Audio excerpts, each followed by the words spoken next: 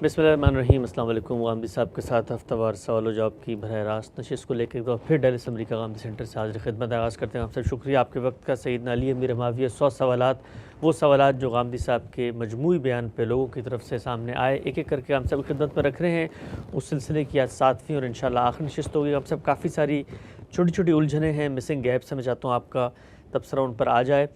तो ये बताइएगा कि एक चीज़ जो अभी तक लोगों को बहुत दिमाग के अंदर, जिसको आप कहते हैं हैमर कर रही है, समझ में नहीं आ रही, वो ये है कि एक सूरत हाल आज की ले लेते हैं। मसलन आज पाकिस्तान में भी कहते हैं जी इलेक्शन होंगे, फरवरी में इलेक्शन हो जाते हैं पाकिस्तान में, और होने के बाद एक सूबा जो है KP के, वो ये कहता है कि जी कुछ ज़्यादतियाँ हुई हैं, पस मंज़र में कुछ चीज़ें हैं, इलेक्शन फ्री एंड फेयर नहीं हुए थे, सब चीज़ें हैं, हम मरकज़ की हुकूमत को नहीं मानते।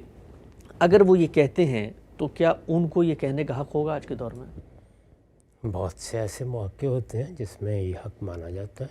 हमारे यहाँ बारहा ऐसा हुआ है कि किसी इंतखाब के बारे में लोगों ने ये कह दिया कि ये सही तरीके से नहीं हुआ, इसमें लोगों को आज़ादी से अपनी राय देने का मौका नहीं मिला। इस वक्त भी हमारे मुल्क में ये बहस जारी है कि इंतखाबात की कोई हैसियत नहीं होगी अगर उसमें सब लोगों को बराबर की सतह पर शामिल होने का मौका नहीं दिया जाता। ये सब बातें कही जाती हैं, लेकिन मौजूदा ज़माने में निज़ाम बन चुके हैं। रियासत का निज़ाम और हुकूमतें अलग हो चुकी हैं। रियासत अपने नज़म के लिहाज से उस तरह नहीं जैसे उस कदीम ज़माने में थी। इस वक्त हमारे यहाँ किसी सूबे के पास कोई अलग से फ़ौज नहीं होती। फ़ौज का एक मरकज़ी निज़ाम वजूद में आ चुका है, अदलिया वजूद में आ चुकी है, ब्यूरोक्रेसी नज़्म हुकूमत को चला रही होती है। इसलिए ये कोई सही मिसाल नहीं है इस बात को समझने के लिए।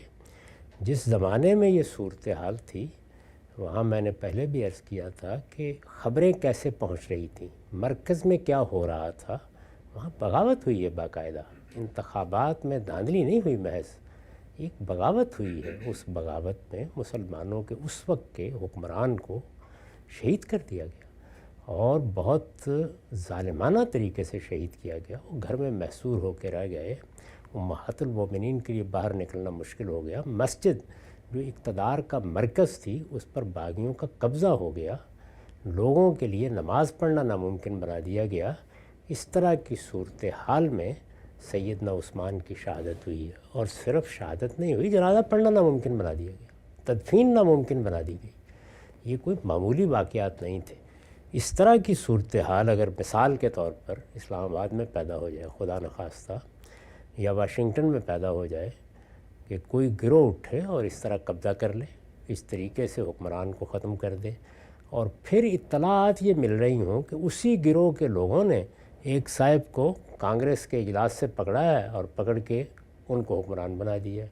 ये मिसाल दें अगर समझानी है तो। इसमें तो बहुत सी आरा हो सकती। मुमकिन है कि सारे ही सूबे मानने से इनकार कर दें, सारी रियासतें मानने से इनकार कर दें। मुमकिन है अफवाज भी अपने तरीके के ऊपर इस हुक्म को ना माने। तो हर चीज़ को उसकी सही जगह पे रख के देखना चाहिए। ये कोई दुरुस्त उसलूब नहीं है उस बात को समझने का।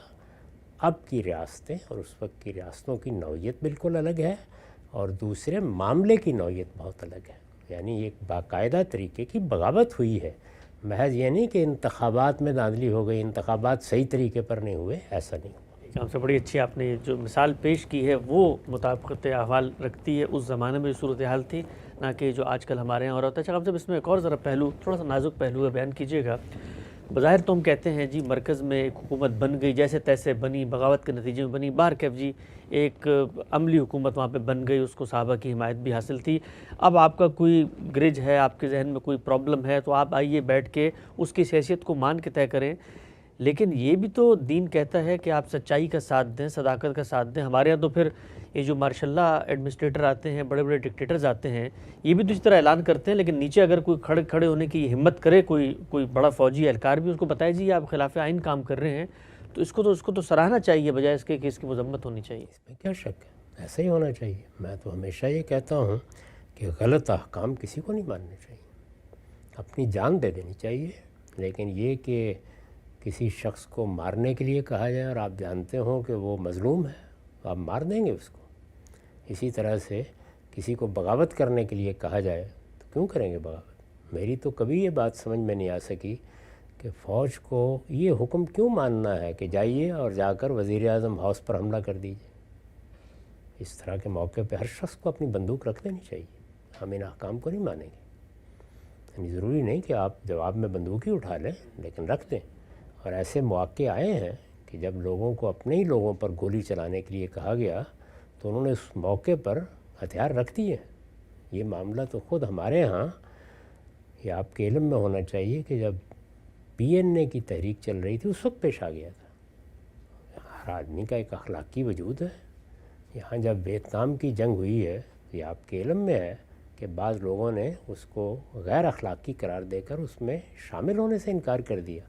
خود محمد علی کی داستان ہر آدمی کو معلوم ہے، جو بہت مشہور باکسر ہوئے۔ تو اس لیے ایسے مواقع آ جاتے ہیں کہ جب احکام نہیں مانے جاتے۔ نقطہ واضح ہوا، آگے بڑھاتے ہیں۔ اچھا ہم سب یہ بات بیان کیجئے گا، آپ نے فرمایا تھا حسن زن سے دیکھیں تو معاملات الگ نظر آئیں گے، سوء زن سے دیکھیں تو دونوں طرف آپ بالکل ایک دوسری کہانی سنا سکتے ہیں۔ ایک سوال بڑا کھٹکتا ہے، وہ یہ کہ سیدنا عثمان کے ساتھ جو کچھ معاملہ ہوا، ظاہری بات ہے دفتن ایک دم آنکھ چپکتے تو نہیں ہوا، کو باغیوں نے بات چلائی ہوگی، کو ان تک بات پہنچی ہوگی، کو محاصرہ ہوا، اس میں دن لگے، بلکہ کہتے ہیں ہفتوں لگ گئے۔ تو اس دوران ایک صوبے کے گورنر ہیں سیدنا امیر معاویہ، طاقتور ترین گورنر ہیں، ان کے پاس فوج بھی ہے، مال بھی ہے، سب کچھ ہے، تو وہ اس پورے دوران کہاں غائب تھے؟ یعنی وہ آتے سیدنا عثمان کو بچانے کے لیے، ان کی مدد کرتے اور باغیوں سے جان چھڑا دیتے ان کی؟ جی، اگر کبھی اندازہ کر لیجئے کہ وہاں سے اگر لوگ چلتے تو کتنے مہینے میں پہنچتے۔ یہ آج کا زمانہ نہیں ہے کہ جہازوں پر آپ منتقل ہو جائیں گے، 3-3.5 مہینے کا سفر ہے، اتنی آسانی سے نہیں پہنچا جا سکتا۔ اور دوسرے یہ کہ یہ فیصلہ تو سیدنا عثمان کو کرنا تھا، وہ اگر فیصلہ کرتے، اس وقت وہ حکمران تھے، ان کا کام تھا۔ جب وہ دنیا میں نہیں رہے تو اب اقدام کرنے کا حق کسی شخص کو حاصل ہو گیا، ان کی موجودگی میں تو یہ فیصلہ ان کو کرنا تھا۔ ان کو بار بار مدینہ میں بھی لوگوں نے کہا کہ آپ اقدام کریں، ان باغیوں کی گردن مار دی جانی چاہیے، وہ اس کے لیے آمادہ نہیں۔ انہوں نے کہا میں یہاں خون نہیں بہنے دوں گا، میں اپنی مدافعت میں کوئی قدم نہیں اٹھاؤں گا۔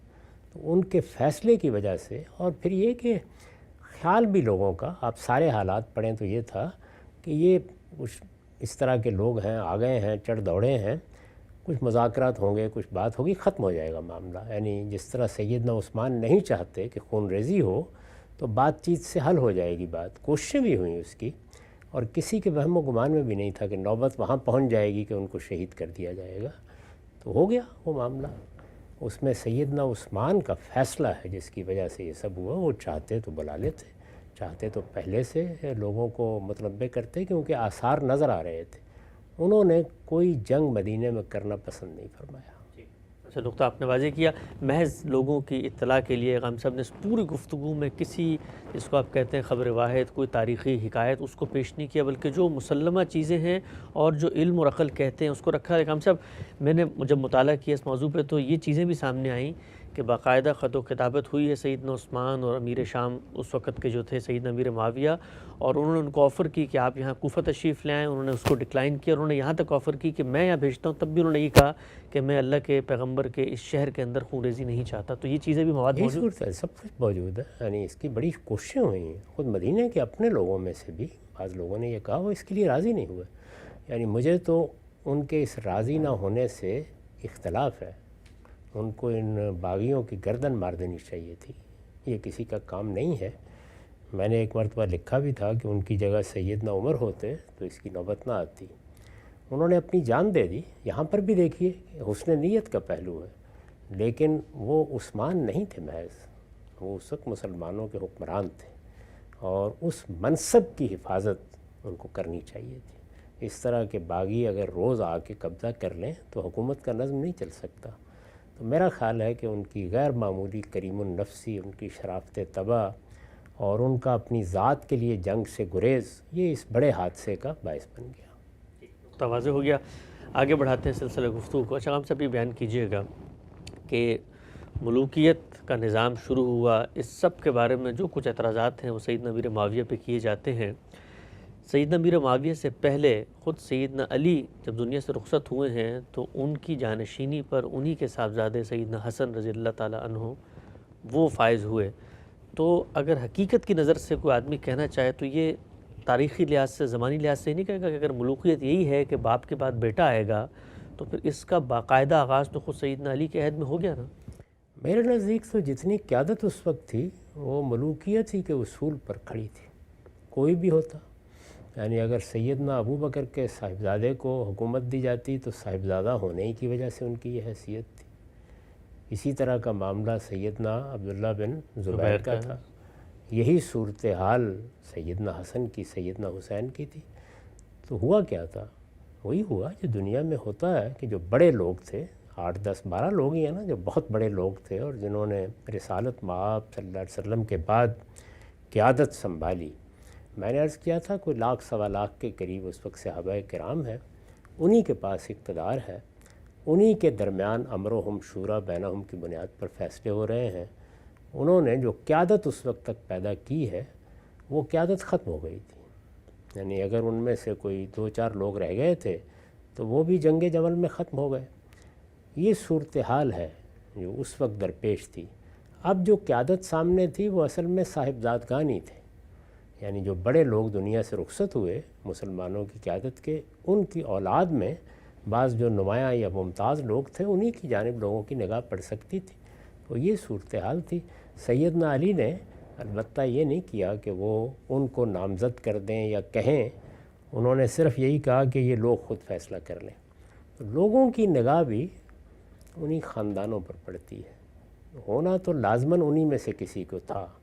اب سوال یہ ہے کہ کون اس وقت نظم و نسق کو قائم کر سکتا تھا، کون اتنی بڑی سلطنت میں وہ عصبیت فراہم کر سکتا تھا کہ خانہ جنگی ختم ہو جائے، سب لوگ ایک جگہ جمع ہو جائیں. تو معاویہ رضی اللہ عنہ اور بنو امیہ اپنا اقتدار اتنا مضبوط کر چکے تھے اور ایسی جمعیت اور حمایت پیدا کر چکے تھے کہ یہ ممکن نہیں تھا کہ وہ جمعیت اور وہ حمایت کسی اور شخص کی طرف موڑی جا سکے. یعنی جب آپ کوئی فیصلہ کرتے ہیں تو آپ دیکھتے ہیں نا کیا وہ فیصلہ قابل عمل ہوگا. تو یہ بات کہ یہ سب بنو امیہ اور یہ ساری قوت اور جو کچھ اب تک فراہم ہوا ہے یہ محض معاویہ رضی اللہ عنہ کے کہنے پر کسی اور شخص کی طرف رخ کر لے گا یا اس کو اپنا لیڈر مان لے گا. یہ ذرا یہاں پر جو ہمارے ہاں لیڈرشپ ہوتی ہے اس میں اپنے کارکنوں کو بتائیے کہ آج آپ نے فلاں کو لیڈر بنایا ہوا تھا، پرسوں سے فلاں کو بنا لینا ہے. یہ کوئی آسان کام ہے؟ نہ عصبیت اس طرح تبدیل ہوتی ہے، نہ لوگوں کے جذبات ایسے تبدیل ہوتے ہیں، نہ وہ مرنے مارنے کے لیے تیار ہوتے ہیں. اس لیے کہ حکومت کو تو پھر طاقت چاہیے نا، زور بازو چاہیے. محض لوگوں نے کوئی ووٹ دے کے گھر سے واپس نہیں آ جانا. اس وقت تو اس کا اندیشہ ہے کہ اگر کسی کی حکومت نہیں مانے گی تو جنگ ہو جائے گی اور کوئی راستہ نہیں. اگر جنگ ہو جاتی ہے تو کون لڑنے کے لیے تیار ہوگا؟ تو یہ سارے معاملات ہیں جن پر 3 4 سال غور کرنے کے بعد انہوں نے یہ محسوس کیا کہ حل اس کے سوا کوئی نہیں ہے. اور یہ حل میں پہلے عرض کر چکا ہوں کہ کوئی مثالی حل نہیں ہے. اللہ تعالیٰ نے جو تعلیم دی ہے وہ تو وہی ہے کہ اس کی کوشش کرو کہ تم لوگوں کی رائے کی بنیاد پر حکومت قائم کرو. لوگوں کی رائے انہوں نے بھی لی، لیکن لوگوں کی جو رائے بھی سامنے آئی وہ بھی یہی کہہ رہی تھی کہ یہ چلے گا نہیں نظام اگر اس کو ایک خاندان میں نہیں رکھا گیا. ایک نقطہ واضح ہو گیا. اچھا ہم صاحب اس پورے کے پورے سینیریو میں سیدنا حسن کا جو رول ہے، کہا جاتا ہے کہ سیدنا علی کی شہادت کے بعد جب ان کو نامزد کیا گیا تو کوئی 40,000 کے قریب لوگوں نے باقاعدہ بیعت کی. وہ اگر چاہتے تو ان کے ساتھ بھی عصبیت کھڑی تھی. خود سیدنا علی کی مظلومانہ شہادت کے بعد شاید جذبات لوگوں کے اور بھڑکتے، لیکن انہوں نے اس سب کو پس پش ڈالتے ہوئے صلح کی طرف قدم بڑھایا اور جو طاقت ان کو موجود اور حاصل بھی تھی اس سے بھی دستبرداری کا اعلان کیا. یہ خود سیدنا حسن کا جو پورا اقدام ہے سیاست کے زاویے سے اگر دیکھتے ہیں تو کس طرح کی آپ کی؟ جو کچھ تاریخی معلومات ہمیں حاصل ہیں ان سے معلوم ہوتا ہے کہ ان کی شروع سے یہی رائے تھی. ان کا خیال یہ تھا کہ اس وقت ان باغیوں کے کہنے پہ اقتدار نہیں سنبھالنا چاہیے. وہ یہ سمجھتے تھے کہ جو گورنروں کو معزول کرنے کا اقدام کیا گیا خاص طور پر معاویہ رضی اللہ عنہ جیسی طاقتور شخصیت کو، وہ بھی نہیں ہونا چاہیے. تو ان کی آراء ذرا مختلف تھیں اس معاملے میں، لیکن ظاہر ہے کہ وہ آراء دے ہی سکتے تھے. فیصلہ تو سیدنا علی کو کرنا تھا. جو ہمدردی کی آپ نے بات کہی ہے وہ نہیں پیدا ہو سکتی تھی. اس کی وجہ یہ ہے کہ شہادت خارجیوں کے ہاتھ سے ہوئی تھی. یعنی ایسا نہیں ہے کہ جنگ جمل لڑنے والوں کے یا جنگ صفین لڑنے والوں کے ہاتھ سے معاذ اللہ شہادت ہو گئی. شہادت خوارج کے ہاتھ سے ہوئی. خوارج خود سیدنا علی کے لشکر کے لوگ تھے. یہ آپ دیکھیے نا کہ خود ان کے خلاف ان کے اندر سے بغاوت ہو چکی تھی. خوارج کون تھے؟ یہ ان کے ساتھی ہیں۔ تحکیم پر جب وہ راضی ہو گئے کہ آئیے بیٹھ کے کچھ صلح صفائی کی بات کر لیتے ہیں، ثالثی کرا لیتے ہیں، تو انہوں نے بغاوت کر دی۔ تو بغاوت کر کے الگ ہوئے تھے۔ تو آخری جنگ جو جنگ نہروان ہے وہ انہی سے لڑی گئی ہے، اور اس کے بعد پھر انہوں نے منصوبہ بنایا کہ جو لوگ اس وقت اس خلفشار کا باعث بن رہے ہیں ان سب کو ختم کر دیا جائے۔ تو تینوں کے بارے میں منصوبہ تھا، یعنی حملہ سیدنا معاویہ پر بھی ہوا، عمر بن العاص پر بھی ہوا، اور سیدنا علی پر بھی ہوا۔ تو سیدنا علی پر ہونے والا حملہ کامیاب ہو گیا، اس وجہ سے کوئی ہمدردی کی لہر اس طرح نہیں اٹھ سکتی تھی۔ تو یہ بھی واضح ہو گیا۔ اچھا ہم سے بتائیے گا کہ اللہ کے پیغمبر کی ایک نصیحت، ایک معاملے کے بارے میں رائے جو سیدنا ابوبکر نے سقیفہ بنی ساعدہ میں پیش کی کہ بھائی میرے بعد قریشی کے اندر سے جو ہے وہ تمہارا امیر کا انتخاب ہوگا۔ سعد بن عبادہ جو ہیں، آپ نے خود بتایا کہ انہوں نے کہا کہ ایک امیر جو ہے ان سے کر لو، مدینہ والوں میں سے ایک یہاں سے کر لو۔ تو جب اللہ کے پیغمبر کی ایک بات وہاں پہ پہنچا دی گئی تو وہ جو صحابی رسول ہیں سعد بن عبادہ، گویا کہ وہ اس بات کو نہیں مان رہے، اور وہ پھر بھی کہہ رہے ہیں کہ ایک مجھے بنا لو اور ایک ان کو بنا لو۔ نہیں، جب یہ بات سیدنا صدیق نے پیش کی تو جتنی بھی روایات ہیں سقیفہ کے حالات جن میں بیان کیے گئے ہیں وہ سب اس پر متفق ہیں کہ انہوں نے خطاب ہی سعد بن عبادہ کو کیا، وہی اس وقت رہنما تھے۔ یہ کہہ سکتے ہیں آپ کے قریش کے مقابلے میں جو لیڈرشپ تھی وہ سعد بن عبادہ ہی کی لیڈرشپ تھی۔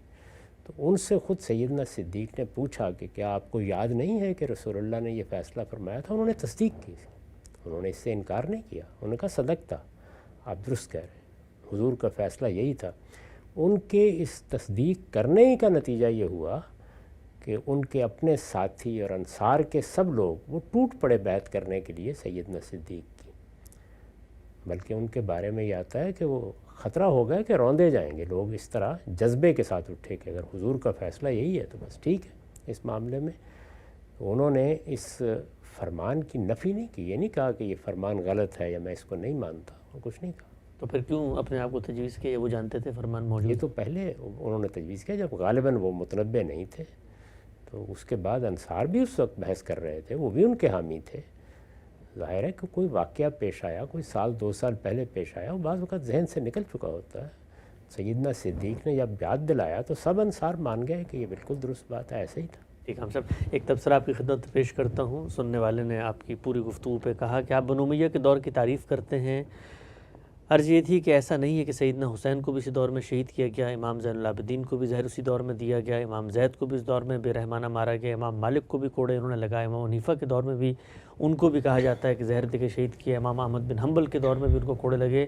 تو عرض یہ ہے کہ دین کی خدمت علماء اور محدثین نے کی، نہ کہ بنو امیہ نے۔ بنو امیہ کی تاریخ ظلم سے بھری پڑی ہے۔ یہ بات ہے کہ امام احمد بن حنبل کو بھی کوڑے مارنے کے لیے بنو امیہ کو قبروں سے اٹھایا گیا ہے، اس میں بہت سی تاریخی غلطیاں، ایسا ہوا ہی نہیں ہے کچھ بھی۔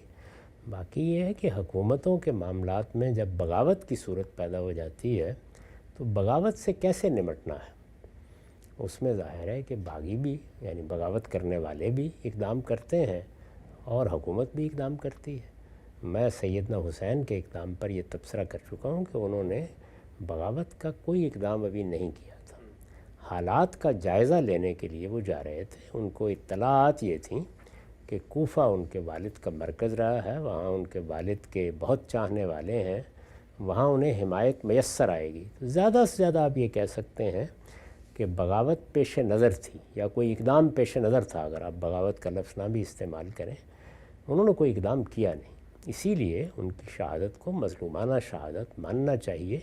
جب اقدام نہیں کیا تو حکومت کا کام یہ ہے کہ وہ معاملات کرے، مصالحت کرے، بیٹھے گفتگو کرے، اور اگر فرض کر لیجئے کہ کوئی اور چیز نہیں ہو رہی تو زیادہ سے زیادہ گھر میں نظر بند کر دیا جائے، گرفتار کر لیا جائے۔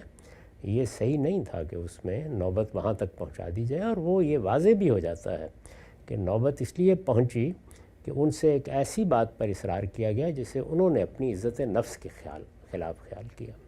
جب بڑے لیڈروں کے ساتھ آپ کا معاملہ پڑتا ہے تو وہاں ان کی عزت نفس کا خیال رکھنا چاہیے۔ اللہ کے پیغمبر نے بھی ہم کو یہ ہدایت کی ہے، انسان بعض اوقات اپنی عزت کی حفاظت کے لیے جان دے دیتا ہے، اس طرح کی صورت نہیں پہنچانی چاہیے۔ تو یہ اس کے وجوہ اسباب ہیں، اس میں یہ باتیں تو بس ایک جیسے ہمارے ہاں لوگ تقریر کرتے ہیں اس طرح بیان کر دی گئی ہیں۔ امام مالک کو بھی انہوں نے کوئی کوڑے نہیں مرائے۔ ٹھیک ہے، نقطہ واضح ہو گیا۔ اچھا مطلب یہ جو قریش کو جب ان کی خلافت قائم ہو گئی اور نظر آ رہا تھا کہ اہل مدینہ کے اندر بھی ایک طلب موجود ہے سعد بن عبادہ کا ایک طرح سے خود اپنے آپ کو پیش کرنا، تو ان کی خلافت کے انعقاد کے بعد کوئی قاضی کو گورنر کو مدینے سے بھی لگائے تھے، وہ کہتے ہیں کچھ بھی نہیں انہوں نے لگایا، اس کے بعد یعنی سب کچھ اپنا ہی جو تھا اسی میں تقسیم کیا، اہل مدینہ کو اقتدار میں شریک کیوں نہیں کیا گیا؟ یہ فیصلے دیکھیے بر وقت کیے جاتے ہیں، حالات کے لحاظ سے کیے جاتے ہیں۔ اس میں آپ بیٹھ کر یہ مشورے کیوں دینا شروع کر دیتے ہیں؟ ہمارے ہاں بعض اوقات ایسی صورت پیدا ہوئی ہے کہ ایک ہی صوبے سے سب لوگوں کو تقرر کرنا پڑ گیا، وزیر اعظم بھی وہیں سے ہے، صدر بھی وہیں سے ہے، سینٹ کا سربراہ بھی وہیں سے ہے، اور بعض موقعوں پر ہم اس میں کامیاب ہو جاتے ہیں کہ اس کو تقسیم کر دیں۔ تو ہر چیز کو الگ سے دیکھنا چاہیے۔ یہ ایسا نہیں ہوتا کہ آپ کوٹا سسٹم ہی ہر جگہ اختیار کر سکتے ہیں، لوگوں کی صلاحیت دیکھنا پڑتی ہے، کون نظم و نسق سنبھالے گا، معاملات کیا ہوں گے۔ یہ آج کے زمانے میں بیٹھ کر اس حاضر کو ماضی میں داخل کر کے جو فیصلے سنائے جاتے ہیں یہ بالکل ناقابل فہم ہے۔ یعنی زیادہ سے زیادہ کسی شریف النفس آدمی کا کام یہ ہے کہ وہ بہت شائستگی کے ساتھ یہ ہے کہ جو حالات ہمیں معلوم ہوئے ہیں ان میں یہ فیصلہ مجھے درست معلوم نہیں ہوتا، بس اس سے زیادہ کیا ہے۔ فیصلہ اس وقت کے لوگوں نے کرنا ہے، بر وقت جو وہ حالات دیکھیں گے اس کے لحاظ سے فیصلہ کریں گے۔ یہ ہم اپنے گھر میں بیٹھ کر اس طرح کے معاملات میں فتویٰ دینا کیوں شروع کر دیتے ہیں؟ ایک نقطہ واضح ہو گیا۔ ایک اور تبصرہ ہم صاحب کی خدمت میں، خاتمے کی طرف ہم بڑھ رہے ہیں۔ یہ فرماتے ہیں کہ ایسا نہیں ہے کہ عباسی امویوں سے کہیں بہتر تھے، انہوں نے امویوں کے برعکس نئے مسلمانوں پر جزیہ نافذ نہیں کیا، مختلف نسلوں سے تعلق رکھنے والے لاکھوں افراد اسلام کے دائرے میں آئے، اس سے مسلمانوں کی تعداد میں اضافہ ہوا، وہ غیر عربوں کی طرح متعصب نہیں تھے۔ اس کے برعکس اسپین میں جہاں عبد الرحمن اول نے سلطنت کے زوال کے بعد امی سلطنت قائم کی تھی، اسلام قبول کرنے کی شرح بہت کم رہی اور اس کے بعد اسلام کی دعوت بھی اسپین اور وہاں پر نہیں پھیلی۔ میں تو کسی خاص خاندان کا کوئی مقدمہ نہیں لڑ رہا، صرف یہ بتا رہا ہوں کہ سیدنا معاویہ رضی اللہ عنہ کے اقدامات کی نوعیت کیا تھی، اور بنو امیہ نے اس کے بعد جو حکومت قائم کی وہ ایک بادشاہت تھی، خواہ وہ یہاں قائم ہوئی یا وہ ہسپانیہ میں قائم ہوئی۔ تو بادشاہت میں کسی اقدام پر آپ کو اتفاق ہوگا، کسی پر اختلاف ہوگا، لیکن یہ جو داستان سرائی کی گئی ہے اس کو بھی اگر آپ تاریخ کی روشنی میں دیکھیں گے تو یہ ایسے نہیں ہے۔ ٹھیک، واضح ہو گیا۔ شاہ ہم صاحب یہ بتائیے گا، بہت سارے محققین قریب عہد کے انہوں نے بھی اس موضوع پر قلم اٹھایا ہے، ایک بڑا معروف نام آتا ہے ہمارے محمود عباسی صاحب کا، ان کی کئی کتابیں ہیں، وہ یہ کہتے ہیں کہ جو کربلا جو ہے یہ تو آتا ہی نہیں تھا کوفے کے راستے میں، یہ تو کہیں دمشق کے راستے میں آتا تھا، اور یہ جو کچھ ہمارے ہاں باتیں پھیلی ہوئی ہیں اس سے بالکل مختلف کہانی ہے خود واقعہ کربلا کی۔ اس طرح کے جو محققین ہیں ان کو بھی آپ نے پڑھا، کیا تاثر ہے آپ کو ان کے بارے میں؟ کوئی حرج کی بات نہیں ہوتی، جب واقعات بیان ہوتے ہیں تو ظاہر ہے کہ اس کا تجزیہ کرنا، اس کی تحلیل کرنا یہ مورخین محققین ہی کا کام ہے، وہ کرتے ہیں۔ یعنی یہ متعین کیا جائے گا نا کہ جس جگہ جنگ ہوئی ہے یا وہ معرکہ پیش آیا تو کیا وہ کوفے کے قریب ہے، کیا وہ دمشق کے راستے میں ہے۔ تو یہ تو وہ چیزیں نہیں ہیں کہ جن کو آپ تاریخی روایات سے دیکھیں گے، دمشق بھی وہیں ہے اور وہ جگہ بھی وہیں ہے۔ تو اس کو اگر کوئی آدمی بیان کرتا ہے تو اس کے کچھ وجوہ و اسباب بھی پھر بیان کیے جاتے ہیں۔ یعنی یہ بتایا جاتا ہے کہ غالباً وہ راستہ اختیار کر لیا گیا تھا کہ براہ راست یزید سے بات کر لی جائے، لیکن ان لوگوں نے جانے نہیں دیا۔ تو ایسی بہت سی چیزیں ہیں جو اسی طرح اہل تحقیق سامنے لاتے رہتے ہیں۔ اصل میں ہمیں اپنا ذوق اور رجحان بدلنا چاہیے۔ اگر ہم تاریخی تحقیق کے اسلوب میں ان چیزوں کو پڑھیں، ان پر تنقید بھی کریں، اگر ان میں کوئی چیز غلط ہے تو اس کی نشاندہی بھی کریں، تو کوئی حرج کی بات نہیں۔ تاریخی واقعات جو اب پیش آ رہے ہیں، جو دنیا میں پیش آ رہے ہیں، ان سب میں 2-3 موقف ہوتے ہیں، ان کا جائزہ لینے میں کوئی حرج کی بات نہیں۔ ہم یہاں تک رہتے نہیں۔ ہمارا معاملہ یہ ہے کہ ہم جس طرح سے موجودہ زمانے میں اپنے اپنے لیڈر کے ساتھ کھڑے ہو کے اس کی نگاہ سے چیزوں کو دیکھ رہے ہوتے ہیں، وہی طریقہ ہم ماضی میں بھی اختیار کر لیتے ہیں۔ تو محققین کا طریقہ یہی ہوتا ہے کہ وہ چیزوں کا بے لاگ تجزیہ کرتے ہیں، چیزوں کو ان کے صحیح مقام پہ رکھ کے دیکھتے ہیں، اور کوشش کرتے ہیں کہ بدظنی سے کام نہ لیا جائے، اچھے پہلو سے چیزوں کو دیکھا جائے۔ اگر کوئی واقعہ ہوا ہے تو اس کی صحیح توجیہ کی جائے، اخبار احاد کی بنیاد پر الزامات نہ لگائے جائیں، بلکہ ہر پہلو سے چھان پھٹک کر طے کیا جائے کہ کہاں غلطی ہوئی ہے۔ اور یہ کوئی بھی نہیں کہتا کہ کسی سے غلطی نہیں ہوتی۔ میں آپ کو بہت سی مثالیں دے سکتا ہوں جہاں سیدنا عمر کے اجتہادات سے اختلاف کیا جا سکتا ہے۔ تو اختلاف کرنا کوئی بری بات نہیں ہے، اقدامات سے بھی اختلاف ہوگا، یعنی ایک جگہ پر باغیوں کے خلاف کوئی کارروائی ہوتی ہے. ابھی ہم سیدنا عثمان کے بارے میں بات کر رہے تھے کہ ان کو کارروائی کرنی چاہیے تھی. ادب سے عرض کر رہے ہیں، ظاہر ہے کہ وہ بہت جلیل القدر شخصیت ہیں، رسول اللہ صلی اللہ علیہ وسلم کے بہت قریبی صحابہ میں سے ہیں، السابقون الاولون میں سے ہیں. انہوں نے ایک فیصلہ کیا تو کہہ رہے ہیں نا، ادب کے ساتھ کہہ رہے ہیں کہ انہیں اقدام کرنا چاہیے تھا. اب الٹ کے دیکھیے، وہ اقدام کرتے، ہو سکتا ہے کہ کسی جگہ یہ بحث ہو جاتی کہ یہاں تو بہت سخت اقدام کر دی، رسول اللہ کے شہر میں نہیں ہونا چاہیے یا یہ رسول اللہ کے شہر میں اس طرح نہیں ہونا چاہیے تھا، یا مسجد میں یہ کام کر دیا. تو کسی بھی اقدام کے بارے میں یہ سب بحثیں ہوتی ہیں، وہ علمی طریقے سے کریں تو کوئی حرج نہیں. یہ جو فرقہ وارانہ اسالیب ہیں، یہ جو ایک دوسرے پہ طعن و تشنیع ہے، یہ جو کسی کو مجرم ٹھہرا کے گفتگو کرنے کا طریقہ ہے، اور سیاسی چیزوں کو سیاسی زاویہ نظر سے دیکھنے سے گریز ہے. میری ساری کاوش یہ ہے کہ میں کوشش کروں کہ آپ اس طرح دیکھنا سیکھیں. یعنی چیزوں کا جذباتی طریقے سے بیان کرنا، یہ جس طرح کے آپ بیان فرما رہے ہیں، یہ مسئلے کا حل نہیں ہوتا. الزامات کی فہرست موجودہ زمانے میں ایک پارٹی سے کہیے دوسری کے خلاف، دوسری سے کہیے وہ پہلی کے خلاف پڑھ دے گی. لیکن جب آپ تنقیح میں جاتے ہیں تو ہر شخص کا ایک موقف ہوتا ہے.